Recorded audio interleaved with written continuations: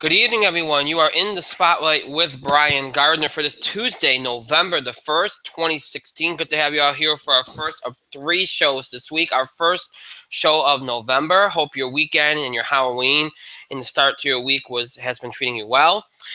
Here we are on our first of 3 shows this week. As always, before we get going, remind you all of the ways in which you can interact and contribute to our show. Have your voice heard by emailing us at itspotlight411@gmail.com. You can also follow us and tweet us at itspotlight411. Please feel free to use the hashtag itspotlight411, or create your own hashtag as long as you start with hashtag ITS. You can do whatever you want as long as it's not disrespectful or insulting. That's all we ask. We don't want any more hate or, horrible things said in the world. There's enough of that. So, you can also find us on Facebook. Just search for In the Spotlight 401 on Facebook. Make sure you like our page upon finding it. All right, our first of 3 shows this week. Obviously, back on track this week with our usual routine. So tonight will be sports and wrestling. We'll talk about the World Series. Obviously, Game 6 going on tonight. Cubs taking a lot of the drama out of it again. This is what they like to do in these kind of dramatic situations when their backs are against the wall. They kind of take the drama out of it. Well, tonight they are. It's already 7-0 in the 4th inning. We'll talk more about that later. Of course, that World Series went into tonight with a 3-2 lead for the Cleveland Indians in the series. We'll talk about the World Series. We'll talk about tonight's Game 6, give you live updates throughout the show. All of that here tonight. That'll be our baseball coverage. The rest of our sports coverage will be NBA. We'll be giving you an NBA preview now. For those of you that have been watching or listening to our show for the last 6 years, we've done different things when we preview leagues, whether it's NFL, NBA, whatever. Sometimes we do like full preview shows. Sometimes we do little segments. With this, you don't really, we've gotten in the habit lately of not dedicating full shows to previewing previewing an entire season of a sport. Usually we just do a segment because it makes it easier, because sometimes we just don't have the time. So that's what we're going to do tonight. We'll preview the NBA season, just kind of give a general overview. We're a week into the season. We'll kind of talk about some of the big storylines going on so far, that kind of thing. We'll do that here tonight, and that will be your sports coverage. And then on the wrestling side of things tonight, because it is Tuesday, sports and wrestling night, we'll talk about the fallout from Monday Night Raw and the fallout from WWE Hell in a Cell, of which there's quite a bit. So we'll talk about all that here tonight. Thursday, Entertainment Thursday, box office beat, TV highlights, all that good stuff, and holiday movie preview, because we are starting the holiday movie season this week with the arrival of Doctor Strange. Thank God, the cinema is going to be a little bit better now after a couple of months of So we'll talk more. No disrespect meant, but it's been kind of, even though the money-wise it's been good, I think there's been a general fall-off of interest since about the beginning of August. So, and that usually is the case. So we'll do a holiday movie preview on Thursday. So it'll be a good show on Thursday, all entertainment Thursday. And then, of course, Friday, the In the Spotlight Football Blitz, 2:30 p.m. Eastern Time this Friday. Make sure you tune in for that. So that's what's going on this week. Next week, we will well, not next week, but in 2 weeks, we'll have our college basketball preview show. That should be on a Tuesday. I think that will be on a Tuesday. I take that back. That will be on a Tuesday. And we'll have that. And, of course, we have Thanksgiving later in the month. There'll be some preemptions for that. Next week, we might do something different on Thursday. I don't know yet. I'll let you all know more about that on Thursday. But that's next week anyway, so don't worry about that yet. But gave you everything you need for this week. The rest of the month, again, we'll do our usual, and then we'll have a couple special things, including college basketball preview. We'll also have a show previewing WWE Survivor Series pay-per-view.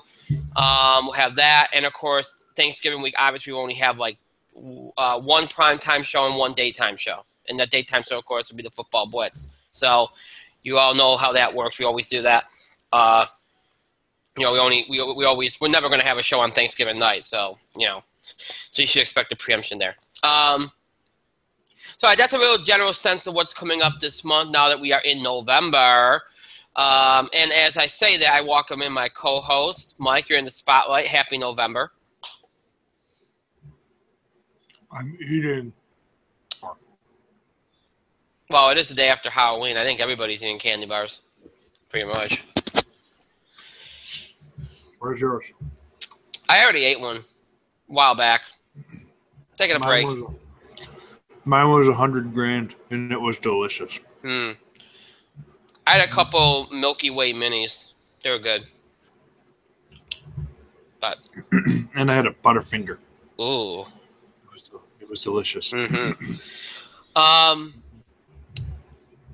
Yeah, so okay, so we are in November. Again, we got World Series, we got NBA, we got wrestling.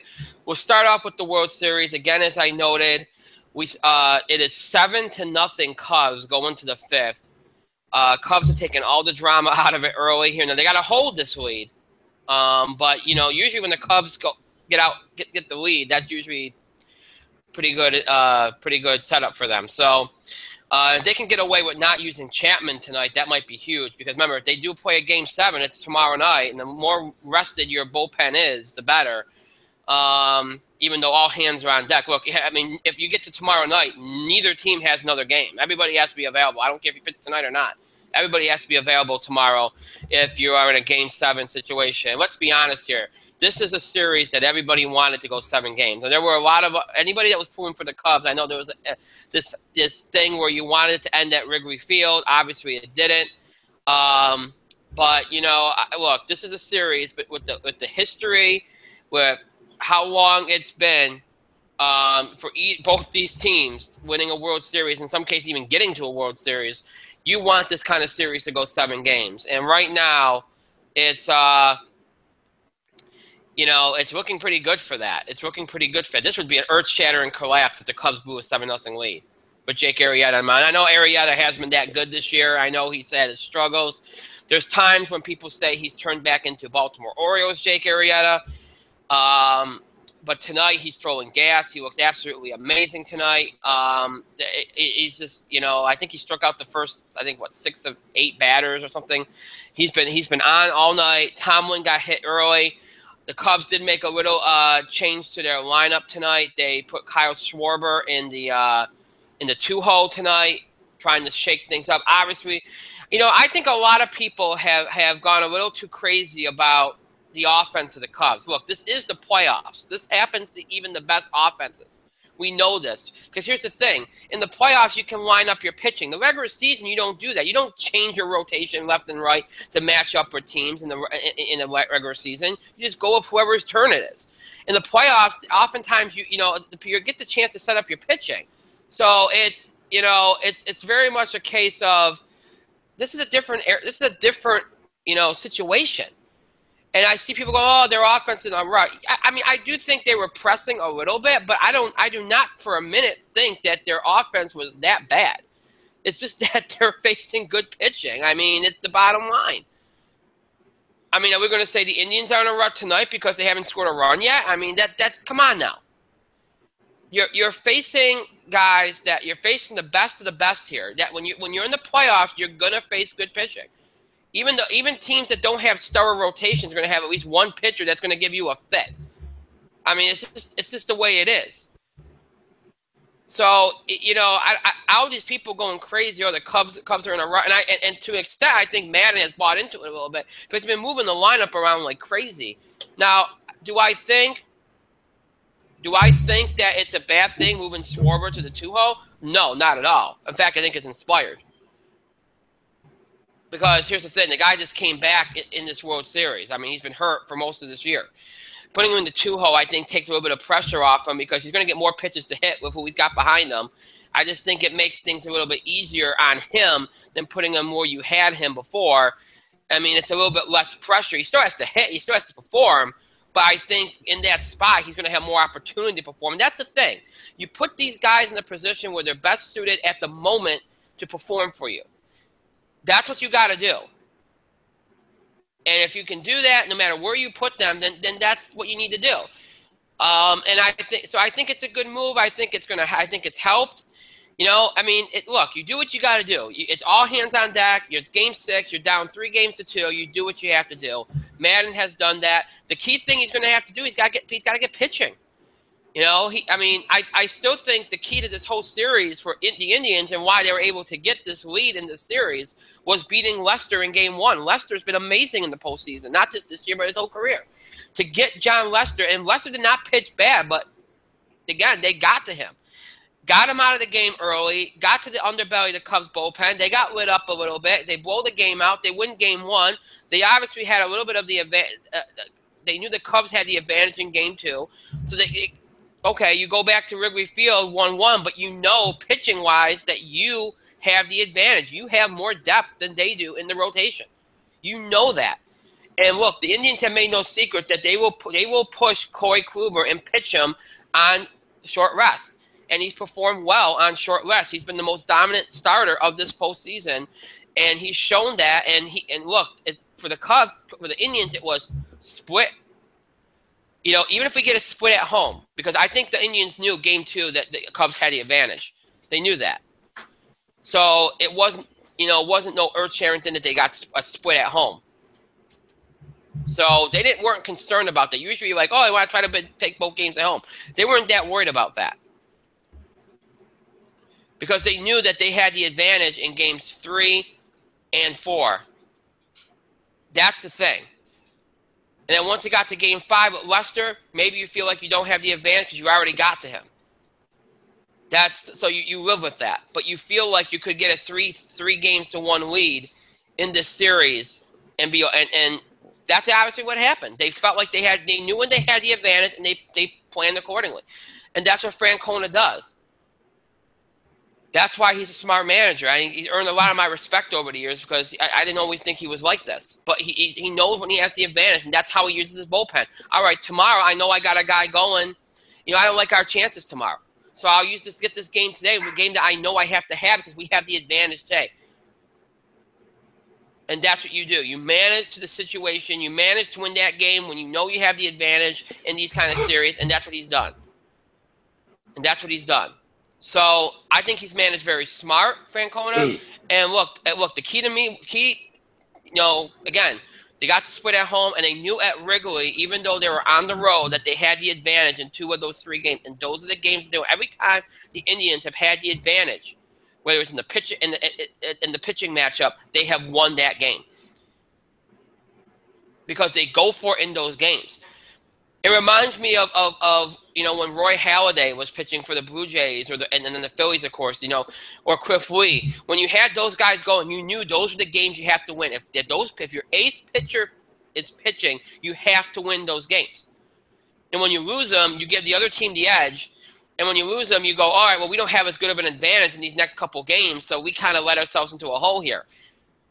And so again, that's what the Indians have done in this series. They knew they had the advantage in game 1 with Kluber, even though it was going up against Lester, because they felt like Kluber was the better pitcher in this postseason.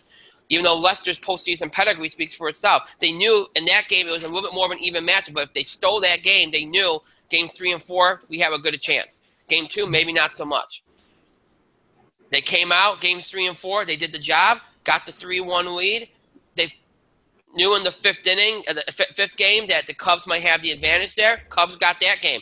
Now they come out in game 6. Who has the advantage? Well, in a way, the Cubs do because of the way Arrieta's pitched in this series, in this previous performance.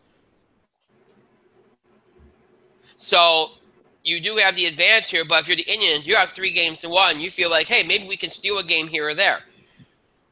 Now, do you want this to get to, even though you don't feel like you got the advantage, would you be okay if this goes to a game 7? You're never really okay if it gets to a game 7, because especially if you're the team that was up 3 games to 1. You feel like the momentum is lost, but you also still have the game at home. So on that flip side, you still have the game at home. You still feel like you have somewhat of an advantage. So that's the bottom line. So every single game that they've had the advantage, they've taken. Now again, do they have the advantage tonight? Did they have the advantage in game 5? No, they didn't. Because they used Kluber in game 4. Because they wanted to get that 3 games to 1 lead, because even though they felt like they didn't have the advantage in those next 2 games, well, maybe we can steal a game. It's smart. I don't have an issue with it. Not at all. So I think Cleveland's played it smart. Now, I don't have an issue with what the Cubs have done. I don't. Like I said, you've sent your best pitcher out there in game 1. He lost. Puts you in a little bit of a hole. So, you live with that. Arrieta's come up big for them. They've had some good performances here. Chapman was amazing the other night, pitching 2 1/3 innings. Again, I love the way Madden and Francona manage this bullpen. I really do. Look, you got your best guys. Pitch them. Don't worry about pitch counts. Don't worry about that's ridiculous. Again, I'm glad to see some managers going back to the way it used to be, where it's just like, you know what? I'm going with what I think works. I'm putting my best guys in there when I feel like they have to be in there, and I'm not worried about whether they're on a pitch count or not. And I know for some people, it's like, well, it's October. That's why. No, these managers have done this all year. This is the way they manage. They manage to win the games. That's what you should do. Manage to win the games. Enough's enough with being complacent and trying to be overprotective and overcautious. Enough's enough. So I really like the way both managers have handled this series. Again, I think a lot of the Cubs' offensive problems are overdone. Again, it's just the playoffs. This kind of stuff happens. Good pitching shuts down good hitting. It's just the way it is. I don't care what kind of offense you are. It just happens. You got to find a way to create runs for yourself. You have to find a way to get guys on base. Sometimes you do have to play a little bit of small ball. You have to do what you got to do. And the Cubs have the capability to do that, even though they're a high-powered offense. They can create runs. So, I think a lot of the offensive struggles have been overdone. I think it's just that they've gotten to pitch very well this entire postseason, and that's just what it's been. It's been a great series so far. Sometimes there's been a lot of drama taken out of it because you've had some big leads and stuff like that. But it's great theater. Both teams with the history and how long it's been for either one, it's great theater to watch. Right now, it's 7-1 Cubs. Indians have put a run on the board. They still have 2 men on, 2 outs in the bottom of the fourth. So the second time around here, the Indians are getting to Arrieta. You didn't expect them to just go away. They did not go away. Of course, Buster Olney at ESPN has just tweeted, for if you're a Cleveland fan here, Cubs blew biggest in-game lead ever in World Series Game 4 in 1929. 8-0 lead turned into 10-8 loss. So there is a history here for the Cubs, but again, that's obviously a completely different situation. But if this were to happen, can you imagine if the Cubs blow a 7-0 lead in an elimination game? Good Lord, that would add to the heartache, that's for sure. But right now it's only 7-1. A long way to go for the Indians here. Second and third now, 2 outs. I believe a wild pitch has moved the runners up. Keep you up to date again as we go along here in this Game 6. 3-2, the Indians lead. An Indians win tonight gets them the World Series. A loss tonight gets you to a Game 7 tomorrow night, which you would imagine, obviously, Corey Kluber would likely pitch the game, restart the game. They pitched him on short rest this entire postseason. They're going to do it again. I think that's one of the reasons why they pitched him in a Game 4. Again, knowing that in the next 2 games you might not have the advantage, pitch him in Game 4, get that 3-1 lead, and know that you can probably bring him back in Game 7 if you need to. So that's what you do. That's what you do. And then, of course, you have to wonder, will they start Lester on short rest? I don't know. I would imagine they would. And again, starters don't mean – and in Game 7, starters only are they're important because they set the tone. But, all hands are on deck. If somebody starts to get into trouble, you don't wait. You just pull them out. You do not wait. So, again, even if a guy's going on short rest, if you get a couple innings out of him and then he starts to run into trouble, you have to get him out of there. So – the starter is again important, but it's not the end all to be all either. So again, 7-1 Cubs. Bottom of the fourth, bases loaded now with 2 outs. So if the Grand Slam here gets it to 7-5, so we'll see what happens here. Again, keep you updated on the score throughout the night tonight while we're on the air, because we got other sports stuff to get to. So. Mike, I always give you the opportunity, but feel free to contribute if you have any thoughts on the World Series here so far. Okay. I don't care. Okay. So now, again, sometimes in the past we've done full shows on these kind of things. We don't really do that too much anymore because, again, I don't think there's a need for it. So what we're going to do tonight is just a general overview. And, of course, what I'm referring to is the NBA. The NBA season got underway last week. A lot of people ask why we don't do hockey. Well, nobody asked us to do hockey. So, again, this show is pretty much what the audience wants. And if they don't push for it, then I don't really go out of my way to do it. So, but NBA is NFL, MLB, college basketball, even college football, they asked me to do it. So I do it. So NBA, again, we're going to do a general overview. We're going to kind of look at the first week, see what we've seen. So finding compelling storylines. We'll kind of look at what the season might bring, all that kind of stuff here. Again, because we're only 1 week into the season. Just a general overview, make a couple picks, that kind of thing. And then we'll be on our way. It's just a general thing. We don't really go too far into detail anymore about this because, again, it's a long, long season. And there's really no need to do it. And that's why we don't really do that anymore. And we don't even do it for the NFL now because it's just overdone to devote a whole show to previewing a season. So if you watch the first week of the NBA, which I watched quite a bit of, there's a couple of things that you see that kind of play into a lot of the narratives you're going to see this season. First of all, Cleveland determined to get off to a good start this year because obviously the last couple of years they have not. Hasn't really made much difference to them. But they want to play from out in front. They want to be able to rest their guys and look, they've started out, they're 4-0 so far, so they're all on their way. The Bulls have looked much improved with Dwayne Wade and company there now. Atlanta's looked improved with Dwight Howard. You like what you've seen from the Celtics. They're young, but they're growing day by day. Raptors, the same thing. They're going to be in the mix after their push last year. And then the same thing for Detroit and Charlotte, both teams that surprised everybody last year. Their young stars are growing, and the teams are getting better as a result. It's early yet. You don't really get too concerned with it. You figure you'll get some good things out of Indiana with George, and as long as everybody stays healthy. I like the Wizards to be better this year. They were ravaged by injuries last year. I like them to be better this year. I like the Bucks to be in the mix this year. Again, injuries hurt them a little bit last year. We'll see what you get out of the Knicks. A key thing is going to be keeping Carmelo on the floor. They didn't do that last year, and everything kind of careened out of control. That's just the story in the East, though. And look, we all know what's going to happen in the East. It's really all about Cleveland. Who's going to do any of these teams stand? And that's the storyline of the season.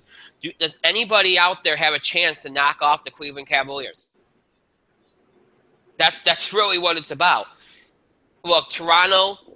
Do you think they come close? I mean, obviously, we know they could take them to probably 6 games in a playoff series. But do you feel like they can close the deal and beat them? I don't. Celtics would have to make a couple moves to even be in the conversation. Atlanta can't. Bulls can't. So right now I'd say no. I mean, obviously we don't know health-wise. Everything has to hold up health-wise, and you obviously have the trade deadline and such. But as of right now, I wouldn't think so, no. And if you ask me, again, if everybody stays healthy for the Cavaliers, they should be in the finals. It's not even a discussion.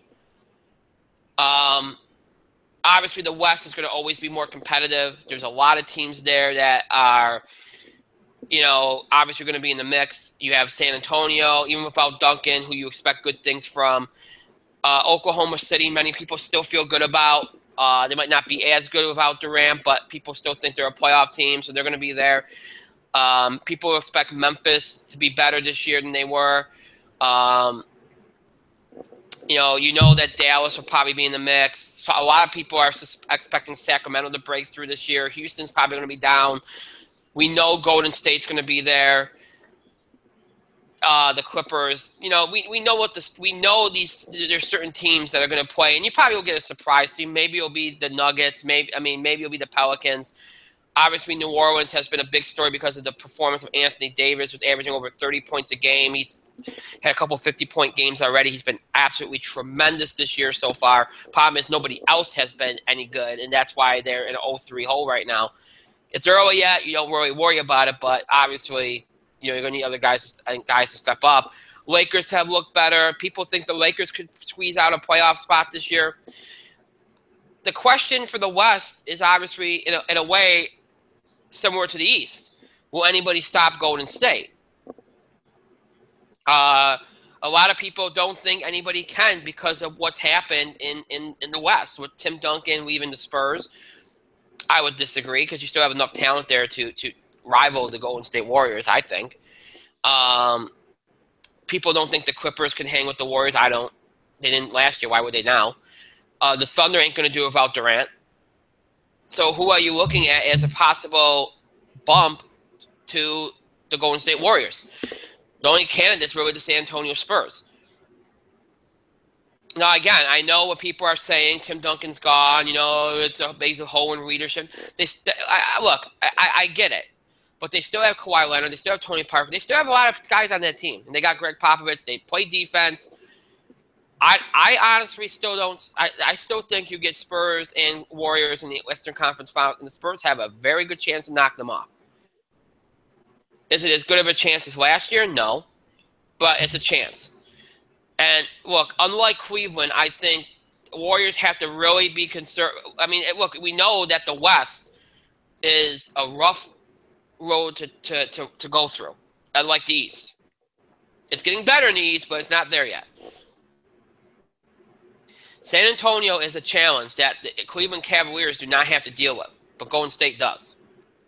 And that cannot be taken lightly. And by no way, shape, or form does the Spurs losing Tim Duncan mean that they're not still a viable contender here. They are. They are. And not taking them seriously would be the biggest mistake the Golden State Warriors could make. And look, the Warriors have not looked good in Week 1. They lost that game to the Thunder. They lost. I mean, they have not looked good. But it's early. And as we see with Cleveland, sometimes getting off to a rough start doesn't really do anything to you. So the storyline is going to be, does anybody stand in the way of the Cavs and the Warriors having a rematch? Only team I could see busting that up is the Spurs. Obviously, you look at some teams breaking through. Do you think that a lot of people think the Kings might break through? What about the Lakers? What about we'll see if the Knicks can get back into it. You look at those kind of teams. Are you looking for sleeper teams? Yeah, I do think the Lakers are a little bit of a sleeper. I do. Because the talent is better there outside of Nick Young. That would be the only sweeper I look at in the West. I don't think anybody else is going to surprise anybody with anything. In the East, I could see the Nets being a surprise. I could see the Nets being a surprise. I'm trying to avoid teams that people think have a chance. The Nets could be a surprise. I do think. Look, I'm going to be very short with my picks because I think it's easy. Bearing any kind of major health issue, I think Golden State and Cleveland are meeting in the NBA Finals. I think it's Spurs, Warriors in the Western Conference Finals, and Cavs and either the Raptors or the Celtics in the Eastern Conference Finals. And I think the Cavs win. And I think the Cavs go to the finals to face the Warriors, and I think this time the Warriors get them.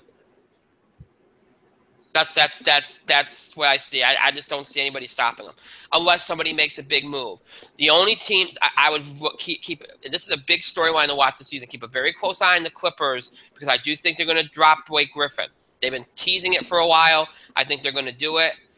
The team that came the closest to getting him was the Celtics. I think the Celtics will probably get him, and if they do that, then that could be an interesting series if it's Celtics-Cavs. There's always a chance the Thunder jump in there. We'll see. That would be my second team that might get Blake Griffin. That's going to be an interesting season-long storyline to see is Blake Griffin and see what happens there. I mean, if the Thunder go out and get Blake Griffin, I'm going to laugh because they claim that they couldn't take on salary like that, but who knows? Who knows?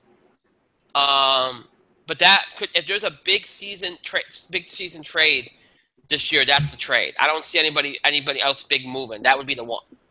Definitely be the one. I don't know if the Lakers would go there because they feel like they're starting to go in the right direction. They got a lot of young players. They like their position in the next couple of years draft. I think the Lakers have kind of, after a couple of years of striking out in free agency because nobody wanted to come there, I think that they've realized they might just have to do it through the draft. And they're progressing, so I don't know if they're going to upset the apple cart by trading half their team to get Blake Griffin. And that's what the Clippers would do, especially since they're both in LA. So I'd keep an eye out for that. So I've given you sleepers. I've given you a trade to watch out for, teams to watch out for. I honestly think it's either Stephen Curry or LeBron James for MVP. Same deal as the last couple years. So one or the other will be my pick. I already gave you who I think is going to be in the finals, conference finals. So yeah, I hate to be very short with this, but it's really a 2-team league right now. It's the way it's been the last couple of years. It's sad, but it's the truth. These two teams are just so far superior to everybody else that it's unless somebody makes a big move or unless there's a health situation or something, it just doesn't seem like anybody's going to upset that. So I'm not going to belabor the point. Mike, do you have any kind of insight here into what you expect from the NBA?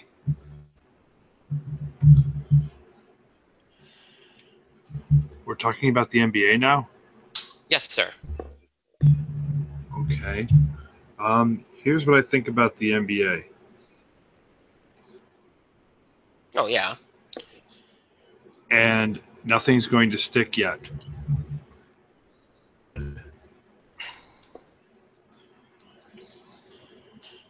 Golden State's going to be there in the end. Growing pains to try to have Kevin Durant fit into their system. While we think it works on paper, it's going to take time. It is a good fit for their team. Kind of fills their weaknesses. Hot minute. Adjust their system. I think Cleveland and Toronto as teams in the East this year. Saying that because they were both in the Eastern Conference Finals last year. I think Toronto is on the cusp of kind of getting there. Can make a move at the All-Star break and get like maybe another piece they need to kind of fill a gap. Could be ready to really challenge Cleveland. I think as of right now, it's Atlanta, Chicago, and Boston ahead of them, but that won't stay. Because as I said, it's November. The season goes to June. The West, San Antonio will be there, but without Tim Duncan, who knows how they're going to be in the long run? But they'll be there. Oklahoma City, they're not going to kind of struggle later on. The Clippers will be fine. They might drop Lake, they might not. Who knows? It's going to be there at the end. I feel like the Western Conference Finals will be some sort of combination of Golden State and the field. If you're looking for sleepers, don't pick the Lakers. You might want to look to the Utah Jazz. They can compete this year. Sacramento's surprisingly doing well. Who knows if they'll hold up, though. Houston Rockets.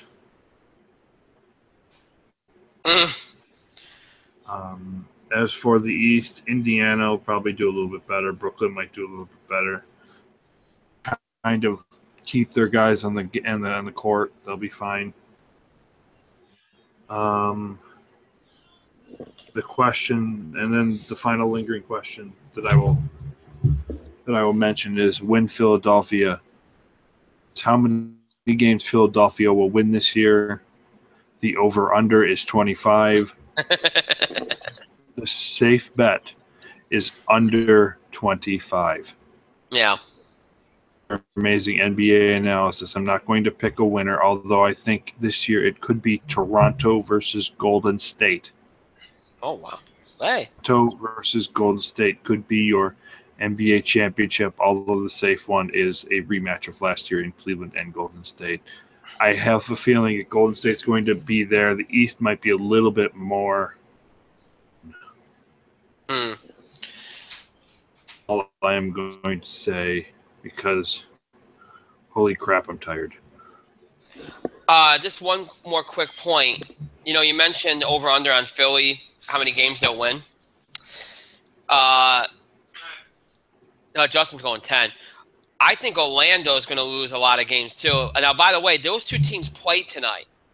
Okay? And a lot of people think Orlando and Philly are going to both win under 25 games this year. Well, Orlando beat Philly 103-101 tonight. So, what a barn burner. Yeah, so what a classic game of shitty basketball. So there's, I think both those teams are trying to go for the lottery again. Like I think that Orlando's got nothing.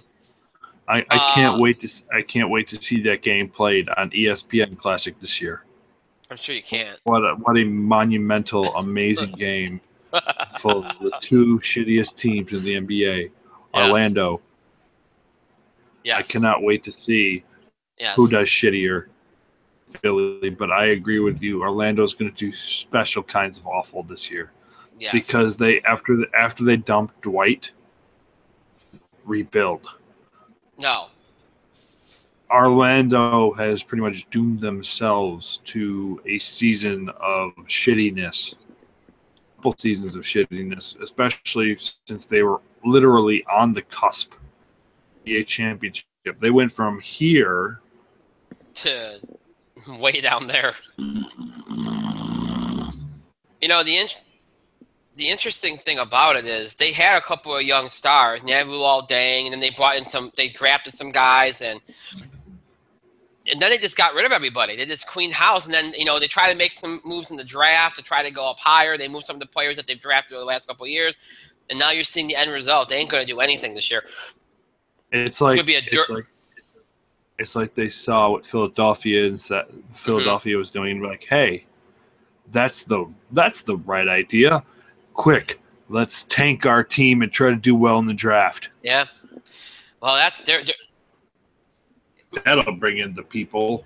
Can you just see the end of that game tonight where they get the Magic getting the lock? Like, hey, we won a game, yeah, but we beat Philly, yeah. And then the general manager will go, you weren't supposed to do that.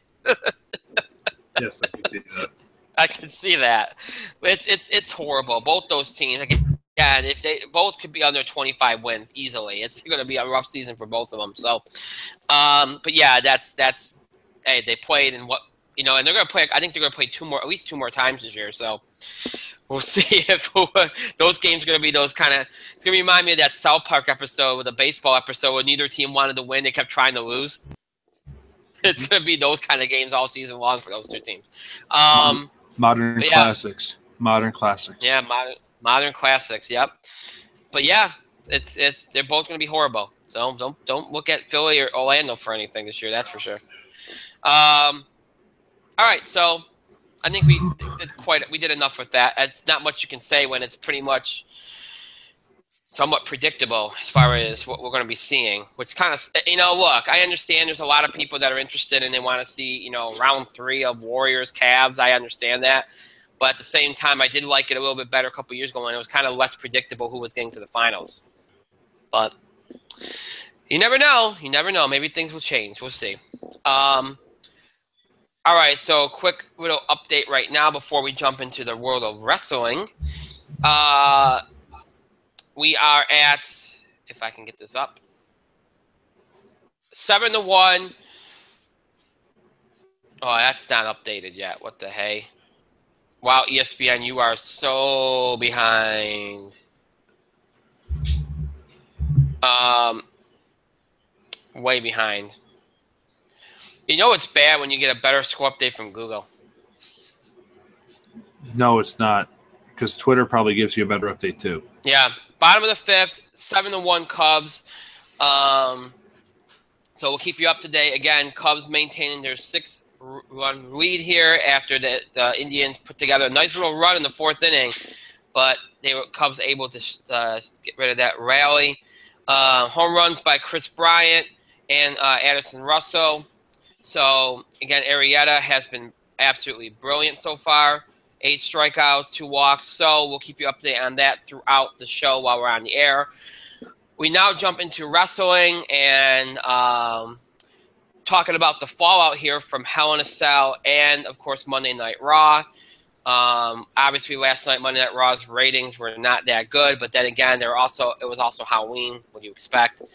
Kind of happens whenever you have a holiday like that on Monday. So, but before we get to Raw, obviously we had Hell in a Cell on Sunday, which we previewed last week. A lot was made, and I think that was like one of the biggest questions going into the pay-per-view was what would main event. Obviously, they were hyping 3 matches as main events, but obviously for many people, the main event's whatever goes last. The Women's Championship went last. Very controversial. Many people the general feeling was that people liked the match, hated the ending. We've since found out that the decision for Charlotte to go over was made on Saturday. Apparently, it was a combination of a lot of things. They wanted to do Charlotte Bayley. There's rumors of Sasha Banks being injured again. A couple little things going on there. Obviously, there was some incidents in the match. An awkward spot with Charlotte kind of going through the table awkwardly.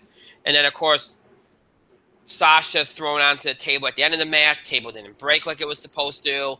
So, look, the fact of the matter is the match itself wasn't bad. It's just the ending was anticlimactic, and it could be reasons for that.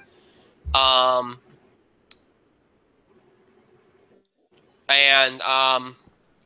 is what it is. Is it nice that they gave him that honor of ending the night? Yes. But unfortunately, it ends the night on a bad note because of the way that match ended, especially in Sasha's hometown. Now, the entrances were cool. I like that it seems like Charlotte's entrance is going to stick. They're going to keep bringing her out with the throne bearers and everything. I think that's pretty cool. I don't think that means Sasha's going to keep coming out with an Escalade, but, whatever. Obviously, many people feel the match of the night was Owens-Rollins. I would agree with that. I know some people feel like the Jericho thing takes away from it. I don't. I thought it was a great match even before Jericho got involved. It was a clever way to get Jericho into the cell. Jericho and Owens stole the show. Rollins was amazing in that match, too. I think that they finally kind of tilted things in his favor as a face in this match, so that's a good thing. It was a great, great match, and really set things up for where they're going to go with the next couple weeks here. Roman Reigns Rusev was good. I hated the ending, but it's typical John Cena Superman booking, so you never expected anything less. But the rest of the match was very good. And then after that, it was pretty much everything you would have expected. I think many people thought there'd be a title change with Brian Kendrick. You got that. It was an effective way of doing it. Really got him over as a heel. Of course, he's a great heel anyway. It was a great way and it was the right move. They had to make that title change. Bayley beating Dana Brooke, obviously we knew that was going to happen. Club beating Enzo and Cass, I thought was important. The Club need wins. Enzo and Cass can kind of afford a loss here and there, so that's okay. Everything else went according to plan. The only thing I think that that everybody would be upset about, and I am upset about it, although I was expecting it, was the New Day retaining the titles. I told Mike this off the air, and I think I told a number of you this because many of us were talking about it in emails and such. That even though it looked like Sheamus and Cesaro, the momentum, everything that you were hearing, the odds, everything was favoring Sheamus and Cesaro going into the event on Sunday. And as soon as I saw that, I'm like, well, you know what? They're so close. I just never believed that New Day was going to lose the titles. They're so close to that record. I just think Vince wants them to have that record. So, if Sheamus and Cesaro won, I expected it to be by DQ. And as soon as I saw the odds and saw that it looked likely they were going to win, then I was like, oh, guess it's going to be a DQ. And that's what it was. It was a DQ. Now, the question is, obviously, New Day is probably going to break the record now because it looks like Survivor Series are not going to defend titles at this event. So pretty much all your title bearers are likely going to keep their titles until at least December now. With New Day going to break, once New Day breaks the, I don't know. That's a question for the next couple months to determine. But all in all, I thought it was a fairly decent paper. I thought it was easily better than No Mercy. And I thought it was better than Night of Champions last month. I thought it did its job. I mean, again, it's a shame that the main event had to end the way it did, but it is what it is. So, Mike, your thoughts on Hell in a Cell? So, Hell in a Cell was pretty good as a whole. Now, I'd probably say it was only slightly better than Night of Champions. Just slightly better. It was better than No Mercy, though. I agree with everybody saying Owens versus Rollins was the match of the night because he knew two things going into that match. Mm-hmm. Owens was going to retain, and Jericho was going to get involved. Both those things happened. Spoiler alert, both those things happened. Rollins looked great for a while. But they made it clear, though, that Owens was the one who finished Rollins. Helped a little. Jericho helped here and there, but aside from the visual 3 count that Rollins got. Mm-hmm. So it was. They made it they presented that it was in fact Kevin Owens who did beat Seth Rollins. He did get one up. It was a good match, and I think it was the match of the night. Roman versus Rusev. It was Super Cena booking, but they had a lot of good spots. It was physical. It was violent. So hard. I thought one of them might actually get speared through the cage the hard way. Just a good hard hitting match. Of course, Roman won. But of course, Roman Reigns won the match. But the match was good. Roman was fine. Rusev was great.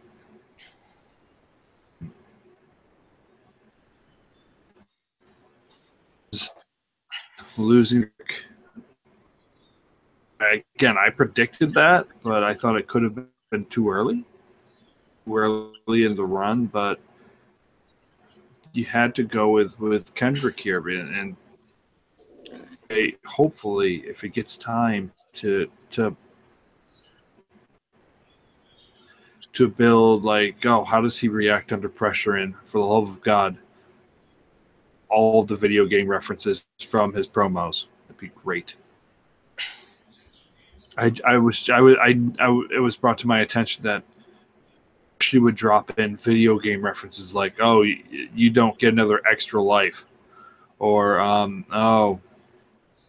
to this match, or blah blah blah, some crap like that. I must have missed it.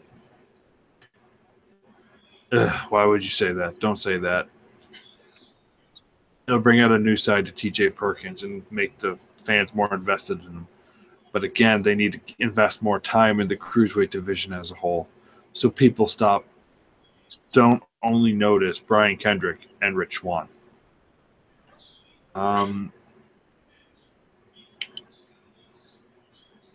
Bayley versus Dana Brooke happened. The result we all predicted happened. A tag team match would have been great if we could see it, but the network was screwing up at that time. For all the matches on the card, it's been a long day. Event, the Divas match, the women's wrestling match, the women's championship match. A good match. It told a solid story all the way through, but the finish killed it. Killed the crowd. It killed it.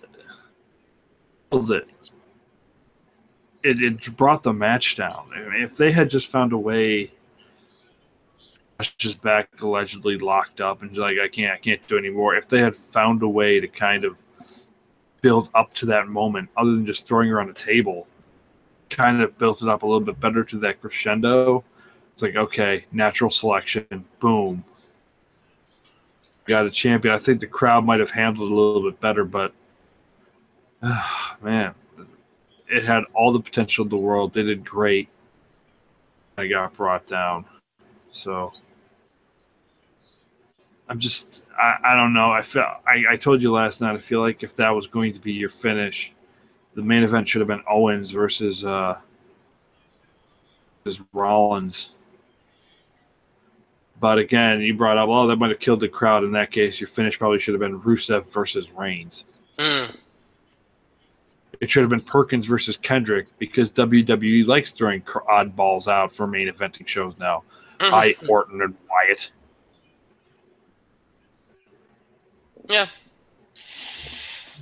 Obviously, we saw the fallout from Hell in a Cell spill over into Monday Night Raw last night. You saw a rematch for the Cruiserweight title that ended in a no contest, which obviously we all knew. Count out. Well, count out, but okay, no, count out win. Count out win for Perkins. But you knew very well it was going to end in something like that because you're going to have that match probably at Survivor. So you have to have something else besides just the team matches.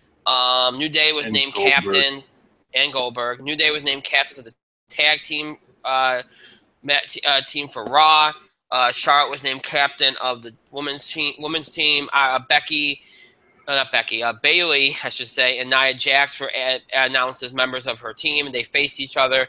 Charlotte basically gave Bailey quite the undressing of in terms of promo, and of course, Bailey got beat by Nia Jax. We all know that was probably because of the way she was on Raw Talk on Sunday night. So you had that. Nice to see Nia Jax back on the show. You had a nice video segment of Enzo and Cass in the club, which was funny in its own way, I guess. Even though there was almost a pretty bad botch there by Cass at the end there. The Goldberg thing, obviously Goldberg bots. He addressed it on Twitter. He said he's rusty. If you look on YouTube, they edited the awkwardness out of the video, which I expected them to do. The segment did its job. It was a much better segment than last week's trying to sell the match. So, so you have that started the night. You had the continuing Owens, Rollins, Jericho situation, which now added Roman Reigns to it. Roman Reigns and Chris Jericho ended up fighting for the U.S. title. Roman Reigns retained. Obviously, there was some spectacle. There was a spectacle there at the end there, with Owens jumping into the fray. Whole thing was just to build the match. Jericho and Owens were named as members of the Team Raw. Obviously, and so was Reigns. That's what sparked everything.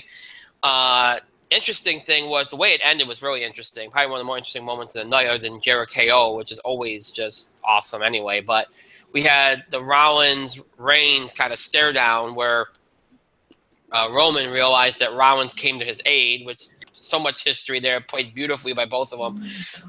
So that was a good way to end it and kind of tease what maybe could happen and all that kind of thing. So it wasn't a bad show. Look, it's Halloween. They did enough. They did enough to progress things. Thankfully, they only have a couple weeks before Survivor Series. So let's bring up a quick caveat here. Sure.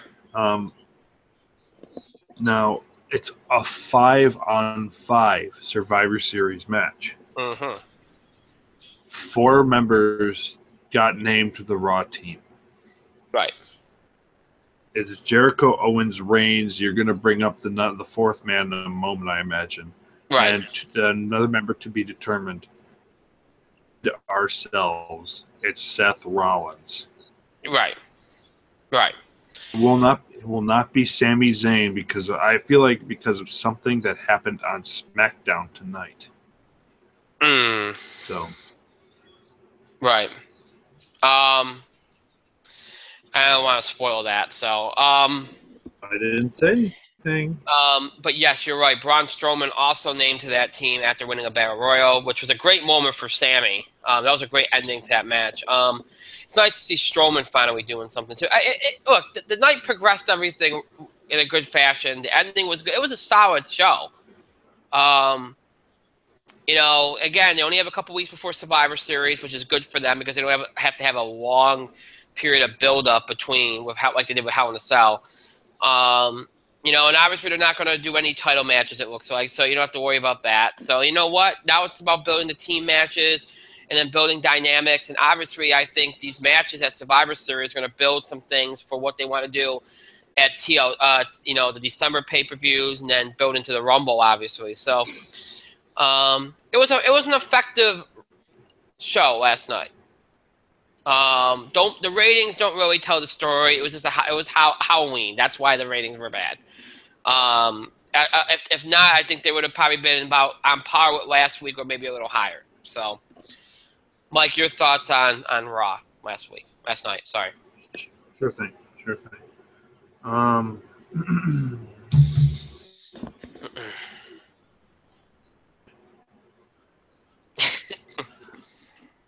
I don't like the fact that Big Cass was trying to stem through Luke Gallows' skull. Botch there, Luke. Nice job. Knew it too. And Gallows looked pissed. So look for Big Cass to get a bit of a receipt somewhere soon. Although it just kind of cements my thing. Like, look, Enzo and Cass are the future. Present should belong to Gallows and Anderson. Unfortunately, it's not what's going to happen anytime soon. Should be the club, but it's not. Made Jax happen. I will say that Charlotte promo on Bayley was really good. It was really, really good. It was a dressing down of Bayley. And you mentioned Raw Talk briefly, and I'll mention it here quickly. Raw Talk had a kind of weird start. Roman Reigns, they were kind of easy on Roman Reigns. Like, oh, it's Roman Reigns, blah, blah, blah, blah, blah, And Kendrick came out, and it got really kind of like,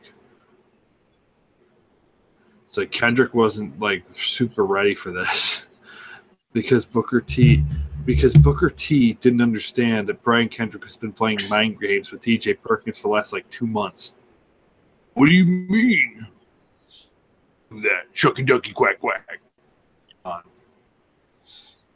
So it was made awkward by the fact that Brian Kendrick's essentially trying to explain in character what was going on, and Booker T was just sitting there like, "Oh, that I don't understand that." Like, wasn't Jerry Lawler there? Better choice. Then had the Bayley promo, which was super, super awkward in character, but the segment called for her to kind of become like, I need to call out Charlotte. I need to be, this is my line in the sand. The promo was for her, calling for her to draw that line in the sand. And Bayley's like, well, maybe kind of. Maybe we could have a match. Maybe kind of. Not even for the title. Just please. That'd be great. Okay. So proud of you, Charlotte. We should wrestle a match sometime. Behind that, if that's my top baby face. No thanks. So when Charlotte dressed down Bayley on Raw, it was great.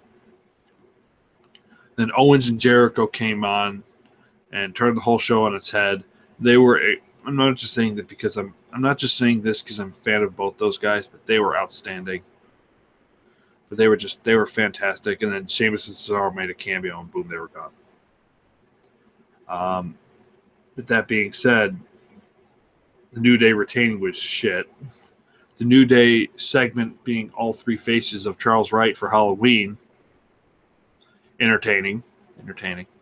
The New Day kind of riffing on all of SmackDown's tag teams. It was good. It was a good promo. It was a good segment. Solid. Winning the Battle Royal made sense. It did create a bit of a good moment for Zayn. Zayn looked good. They had people chanting for him still. They need to capitalize on that, and I'm pretty sure there's an opportunity coming up soon where they do capitalize on Sami Zayn. But Braun winning was probably the right choice.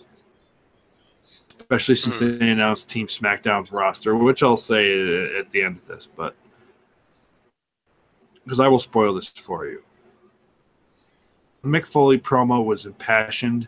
It's like, oh, Kevin Owens, you came out the winner, but you could have been a legend. Okay. Let me remind you of the first Hell in a Cell match. Undertaker versus Shawn Michaels. 5-star match. Shawn Michaels, of course, won that match clean, didn't he? Mm-hmm. No. The answer to that question is no, Brian. No, he didn't win that clean because Triple H and China tried to get involved several times, but they were fairly ineffective. Now, effective was this guy by the name of Kane. Came in, tombstoned the Undertaker, and Shawn Michaels just draped an arm over him.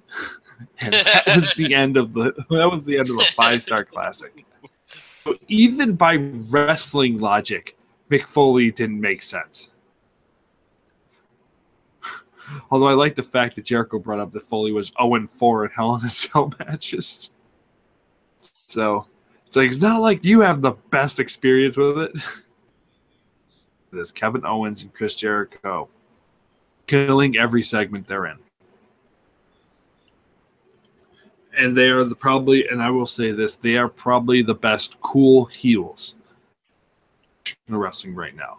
Now, pure heel would be somebody like The Miz, who just gets heel heat by nuts. Just being crazy good at what he does. And Miz earned more heel heat tonight. And I didn't see it, but I read about it. Foley made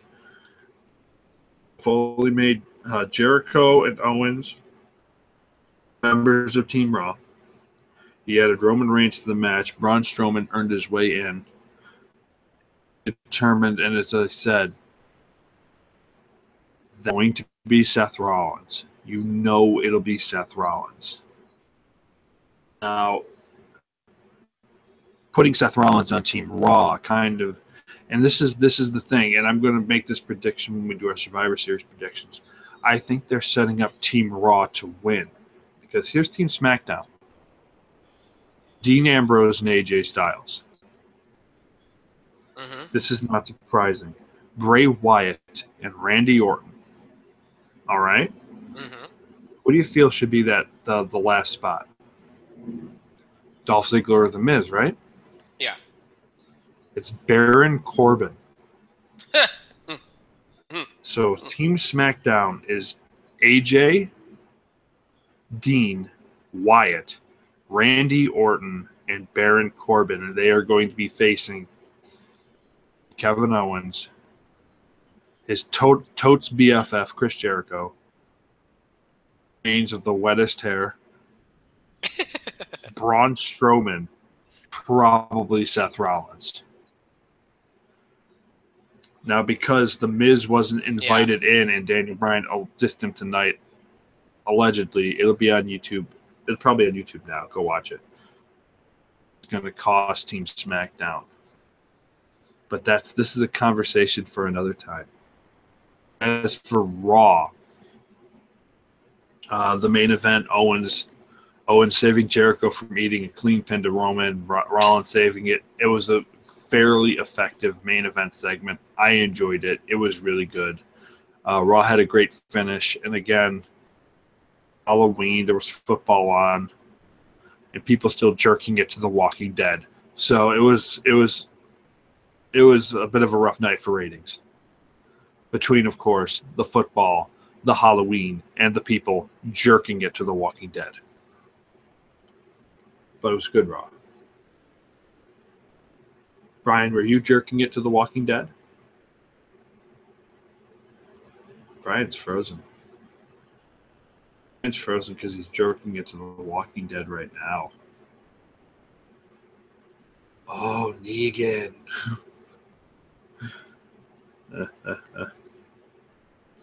Brian's not talking.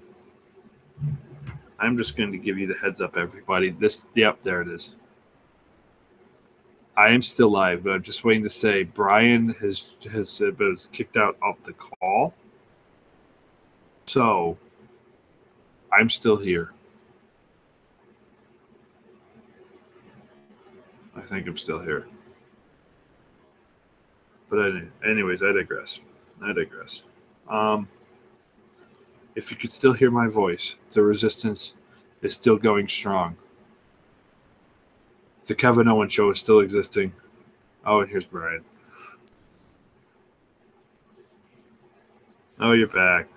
Yeah, my computer decided to restart right in the middle.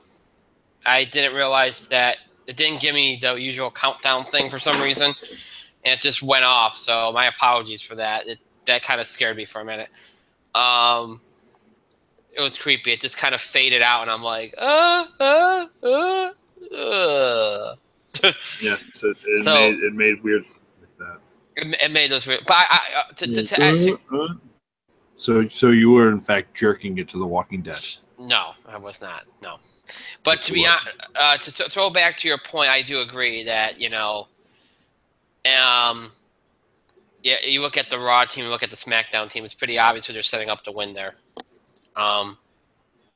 Pretty obvious. And I will say this much: if you did watch SmackDown tonight and have a little bit of an idea of what happened tonight, they're continuing this whole Miz Daniel Bryan thing. It's pretty. It's interesting. Like you know what I mean. Like it makes you wonder why they keep teasing it if it's not going to go somewhere. So it's going to go somewhere. It's got to go somewhere. It's been going on since the brand split. It's got to go somewhere. Definitely has to go somewhere. It should be interesting for sure to see where it goes if it does go anywhere. I'm not going to spoil too much about SmackDown, but I think I'm going to enjoy it a little bit better this week than I did last week because the last 2 weeks have been terrible. Terrible. I don't care what anybody says. The Ellsworth thing is just out of control. It really is. But I digress. All right, I think we got through everything we had to get through. So, yeah. Quick score update right now. It is 7-2 Cubs. The lead is now 5. Jake Arrieta has just left the game after 5 2/3. They have turned to Mike Montgomery. This is basically a carbon copy of Game 2 where the Cubs had a lead. Jake Arrieta went 5 2/3, and then we go to the bullpen here. We'll see how long they stick with Montgomery. They obviously have Chapman there if they want to use them, so we'll see how this works out. But 7-2, bottom of the 6th. And Arrieta now out of the game, Mike Montgomery in. So if you're interested in the game, again, the game, obviously World Series Game 6 on Fox right now from Cleveland. Cleveland leads 3-2. A win by the Cubs gets us to a Game 7 tomorrow night. A loss gives the Cleveland Indians a World Series. So big stakes on big stakes here. So if you're interested, check out this game. Again, 7-2. Huh? Riding on this one, if the Cubs really, really, really want to get to that Game 7, maybe they should kind of stem this little run by the Indians. Mm-hmm. Yes. 7-2 Cubs again, bottom of the 6th. So check out this game if you're interested. If we get to it tomorrow night, boy, that's gonna be a fun environment, a fun game.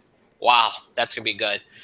Might be one of the most influential baseball games we've had in a long, long time. That's for sure. So, and obviously we'll talk about it if it does happen. So, all right. So, with that being said, we are done for the night. As always, the show might be over. It does not mean you have to stop interacting and contributing to our show. You continue to have your voice heard by emailing us your feedback, reactions, comments, or opinions on things we said on the show, things we talked about, your suggestions for the show, breaking news items or topic ideas you want us to cover on the show, as long as they're related to sports, entertainment, or wrestling, we'll cover them.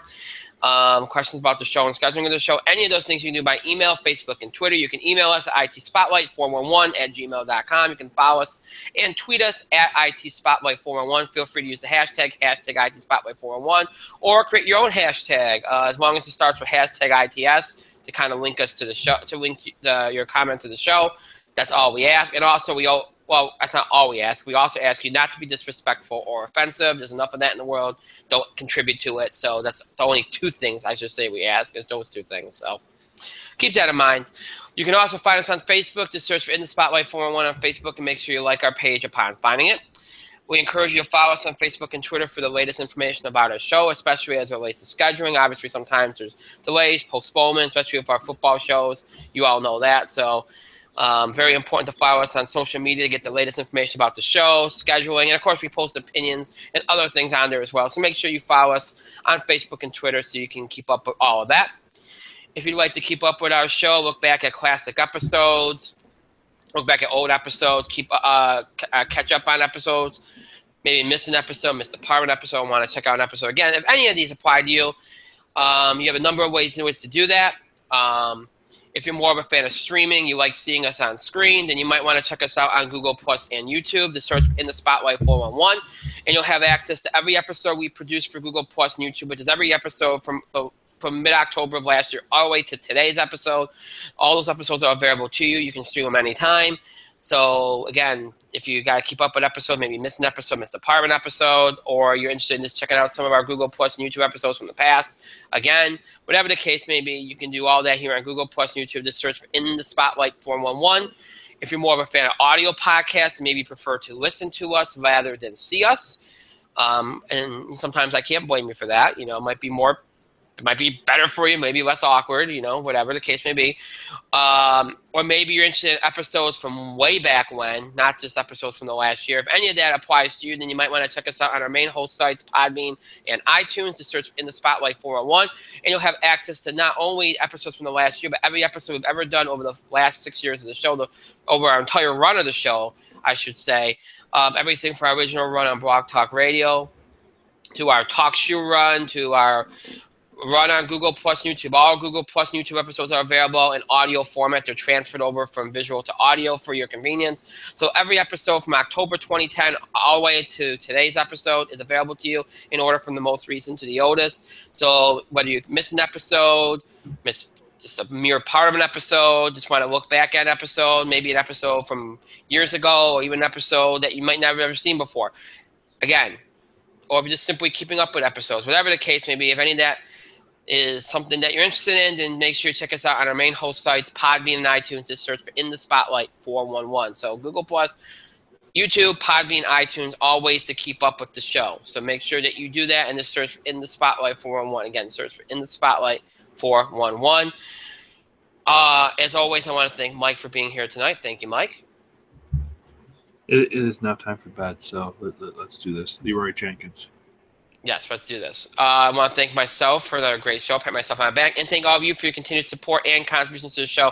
Thank you so much for watching. To those that will be watching or listening to this later, thank you to you as well. We do appreciate it. Again, I hope you all had a great start to your weekend, a great Halloween, and a great weekend. As we start this week, again, 3 shows. This is the first of 3. Our next show, of course, will be Thursday night in prime time, 9 o'clock p.m. Eastern Time, broadcasting and streaming live here on Google Plus and YouTube.